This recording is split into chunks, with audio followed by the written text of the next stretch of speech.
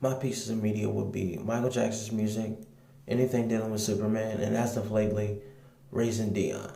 Uh, I know for sure Michael Jackson's music, his music is going to transcend time from whenever Jackson 5 to, even though he passed away in 2009, to now. Everybody knows his music. I fell in love with MJ when I was a young one. On the weekends with my dad, he would play that album while we're driving in the car from beginning to end. The Bad Album. Like, I know that album. I love that album. It's not my favorite album, but I love that album.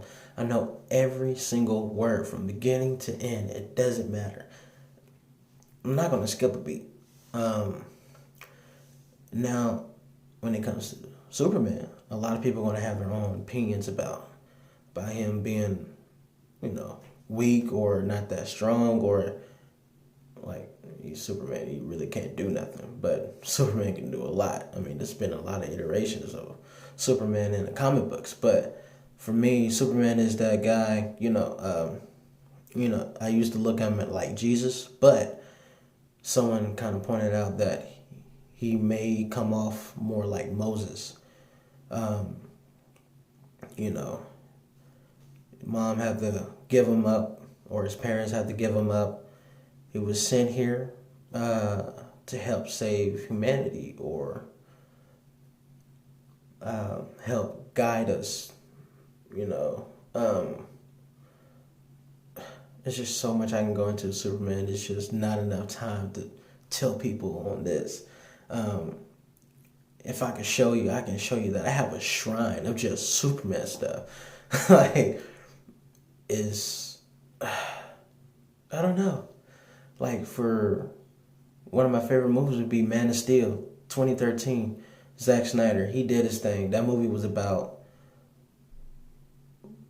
becoming who you're supposed to be, even though you don't know who you are yet. It's about becoming. To me, in my opinion, he was being bullied. He didn't know where he was going. He didn't know how to get there. He didn't know who he was. All he had was the guidance of his parents, Martha and Jonathan Kent, and they did the best they could. If anything, Superman is the greatest superhero of all time, and not Batman. Green Lantern John Stewart is the number 2. I'm sorry.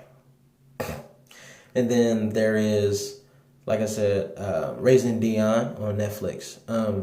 I was introduced to that through another comic book. I read some of it. It was cool.